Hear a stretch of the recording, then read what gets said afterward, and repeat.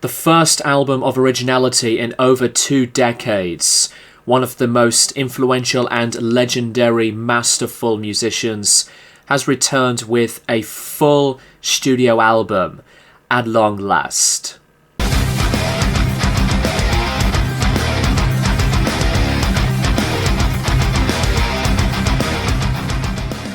What's up guys, the Strongboys19 here and welcome back to a new album review. This is going to be, out of all of the albums that I have reviewed of new material for this channel, the very last one. My final review of new album material to conclude 2023. And what could be absolutely perfect for me to talk about a brand new studio album in this video than to do an album review on the 10th studio album from one of my most favourite solo artists ever in music, Peter Gabriel, entitled I.O. This is the follow-up album to 2 previous records. They are orchestra-made records of a bunch of his material being done through a complete orchestra in a different, separate spotlight. But this is the first originals album by Peter himself since Up back in 2002. This was released through the legendary Real World label that was founded by Peter. This is a record that has been deemed as the Chinese democracy of art rock, according to a few popular music publications, which is understandable, but unlike Chinese democracy, I.O. has been 100% out of all of the albums I've been looking forward to hear in full and review. This is my most anticipated album out of all of these nearly complete 12 months of the year. Peter Gabriel is one of the most nostalgic, reflective, and progressively powerful musicians. And he has been one of the very first, if not the very first solo artist that I really got into a new discovery through experimental genres, and his own material incorporates the fusions of progressive pop to art pop and art rock. The former Genesis vocalist and lyricist came back with his own spins and his own musical world of originality. He had released critically acclaimed records involving Melt being one of my most favourites, and as well as with Security, but his biggest ever well-successful album is 1986's album So, which features the biggest hits of Sledgehammer, Big Time, Don't Give Up with Kate Bush, and Red Rain being one of my most favourite Peter Gabriel songs, and as well as with In Your Eyes, the final track to that album. But my favourite Peter Gabriel solo album of his is the follow-up to So, which is Us, that came out in 1992, which remains to this day as my most favourite Peter Gabriel solo album. A lot of the artistic detail and expressions and very personal images around Peter's mindset tackles around themes on different pieces through society, politics, human rights, and as well as with the ongoing theme for this album being the passage of time and aging, a lot of differences of newer approaches in the way we think around our own human emotions, and these things could not be just as great in themselves, but to have music to be completely fitted in with material around this album that I do consider, in my personal opinion, some of Peter's strongest album material in a very long time. The musicians that have been contributing for this album's long developing process. Musicians like David Rhodes to a bit of Brian Eno contributes to some of the songs here, and you cannot forget one of my most favourite bass players, Tony Levin, who worked with Peter since the very beginning, to a huge ensemble of others that have took part to make this album a complete fruition. I.O. became the first album of his to go up to #1 in the UK since So, which is an outstanding achievement. I'm very, very grateful and so privileged that I am still here in this planet, that we are in the moment right now to hear brand new original music from Peter Gabriel himself. The opening song, Panopticon, is a fantastic song to begin the album. It bursts through after the opening guitar lines and echoing vocals. The music comes right through with thick bass and groovy rhythms from both the drums and the guitars to occasional synthesizers to escalate this brilliant mixture around the experimental edges of gentleness and as well as the dramatic musical performances. A great selection through chords and the energetic hook remains as effectively. The lyrics were inspired by 3 different organization groups: the Forensic Architecture, the Bellingcat, and the Witness. Witness was co-founded by Peter as well in the Human Rights Organization. The idea of the infinitely expandable, accessible data globe opens the album in a superb way. What a wonderful opening song. The Court is one of my biggest favourites on this record. Darker, cinematic style, its ongoing mood builds and builds more tight beats vocally and instrumentally. Some of the verses, in the way I hear Peter's voice, he does this kind of staccato type of rhythm in his performances. The soundscape and reverb all combined together through the ongoing intensity, wicked progressions through volume and punchy hooks. Later instruments were filling up the rising texture and strong structure. The lyrics were inspired by the Nomati Company, with their mission to provide people in the world access to justice. Its own impressionism carries through the lyrical meanings of balance between the legal system's necessity and the abuse of power that happens. Playing for Time, smooth piano with resonating ambience, it touches the simplicity beautifully, and the soul of Peter Gabriel's amazingly aged signature sound spectacular to cast out his own voice through these emotions. The orchestral arrangements do deliver more of the gorgeous tonality. The rest of the band joins in later on and follow along the power with the overall song's identity.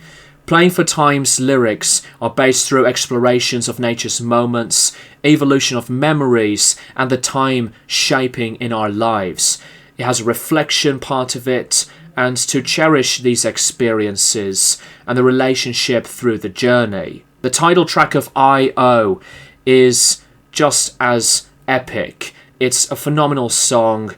The title track opens for, once again, the return to piano balladry. The rest of the song captures the innocence and the lovely vocal melody, as well as the music by itself, to carry the great message, memorable through musicianship. One of the greatest songs from Peter Gabriel in a long time, in my opinion, through dramatic presence and optimism. The themes on the interconnections of living souls and our role as participants through life, recognizing their own place and respecting the web of relationships that do exist in the natural sense of the world and the human connection. I really do admire this song. Then the album boosts right into a different aspect of lyrics. 4 kinds of horses. Excellent playing and combined synthesizers and percussions together that paint a picture. It makes a big versatility. Peter's daughter, Melanie, comes into play with her own backing vocals. The lyrics are around the religious side. There were different inspirations to match up with the song. The Buddhist of 4 kinds of horses, as it describes ways for a student to approach a spiritual practice. Another inspiration was a focus on the overlapping of religion and peace on one hand, and violence and terrorism on the other hand. Then the next song, Road to Joy, confidently pops right through this highly poppy, positive sounding song full of connection to hear the band with Peter be very passionate. The song feels addictive through the banging drums, effective guitars to the bass, commanding vocals, as well as you will hear the rhythm and the vocals make a musical charm and its own musical personality. Road to Joy's lyrics go through the journey of life and finding a meaningful connection and awake the joy that does exist. It makes a surrounding message around the transformation, power of love, growth, and self-discovery, and embracing the moments to enjoy your time being in the present. Comes back into more of the mellow softness with the song so much. The return to the piano and harmonic vocals, and Gabriel sings a lower register. It builds more emotional context, attaches the mindset of Peter's, and as well as the philosophy. Bravely goes around the human experience and the limitations of life that we all face. Different themes all in one song of desire, time, and the nature of our existence. The words on the full of possibilities of life, but it's limited in what we'll achieve at the same time. We have our own goals and aspirations, but we have to find joy in the present moments. There's a big reference around aging on some spots as well throughout the song. Olive Tree, it's another bopping positive matter like Road to Joy. It's engaging with its stunning craft. It's full of loud, danceable emotions. The whole sound just goes right in full swing. Out of all the tracks, this is probably my least favourite, but it is still a very, very good song by itself. It explores the transformative power of natural elements and the connections and the importance of understanding in the existing context, facing the changes, finding the unity, and to seek the deeper meaning of experiencing life. The song Love Can Heal is just exquisite and so surreal. It's a beautiful, meditative, yet eerie, adoring song. One of my highlight favourites on I.O. The chords play along. You hear the flute and the cello to match the soothing, comforting warmth. I think it's a song that we need to document and to think about it as a message that we need to spread for anyone, despite the mentality of the world throughout this year. It's a resonating, powerful song. Lyrically, it's a message of healing, and the power of love theme returns back, emphasizing that potential theme of it, mending any emotional wound of struggles and any pain. To me, Love Can Heal does get attractive to any human and music listener to be comforting and hearing the touching strength that this song does create.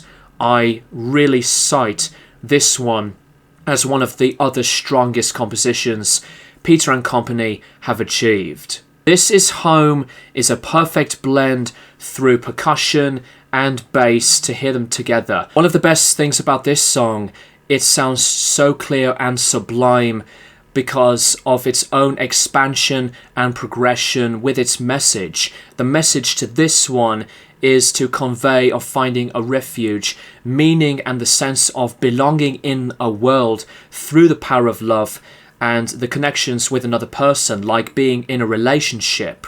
It dives into a search clarity despite going through the chaos and the difficulties of life itself. This Is Home is one of the other excellent numbers throughout the last legs of the album's material. The penultimate song is the song And Still.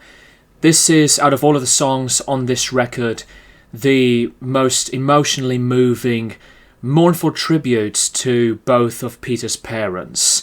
It's the longest song of the album, over 7.5 minutes or nearly 8 minutes. It shows the sadness and the vulnerability as the music brings these emotions to a high level. Delicate guitars to beats and glass harp, as well as the orchestrations, do cast out. It's a personal song with lyrics full of imagery on looking back and making imageries of Peter's past as a very perfect remembrance, to carry the memory and thinking about his parents through the enduring elements. Live and Let Live, it's a song to finalize the album, like what The Sound with Road to Joy was. Live and Let Live is a glorious, glorious finale. Awesome closing to finish in a motivational and inspiring set of wordplay. Connects with the gigantic, huge and complete sound of the band being together. It's going into the messages of feeling the hope and to learn of forgiveness. Releasing the burdens of pain, anger and revenge, to embrace a compassionate and empathetic approach. Forgiveness is made as a theme for the liberation and a growth in personal senses. There's also, towards the end of the song, a few references to a few influential people like Nelson Mandela, to Martin Luther King and William Blake.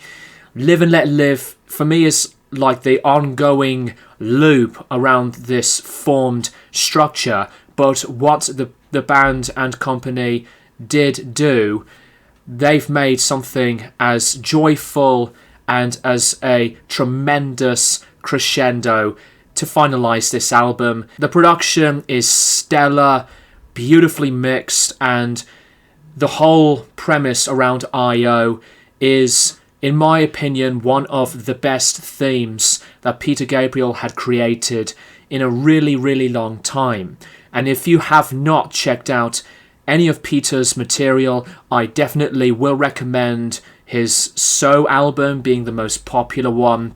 But do not miss out at all on any of his own solo stuff. Not just because that he was the vocalist and lyricist for Genesis, but his time as a solo artist, to me, is also as incredible and as engaging. Overall, I.O. by Peter Gabriel is one album that is easily one of my most favourite albums of the year.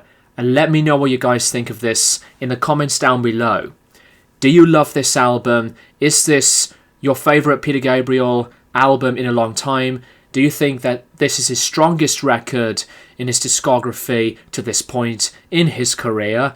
And by the way, did you see Peter Gabriel live earlier this year? I am very interested and as curious to see what you guys think of this album. I'm going to give I.O. by Peter Gabriel a 9 out of 10. It could not just be a better album than this. I was very fortunate to see Peter live a few months back, and now that I am here to talk about this album with you guys and with the finalized result of Peter's material as a whole, what a record. Thank you guys for watching, and I'll keep you guys posted for more videos in the near future.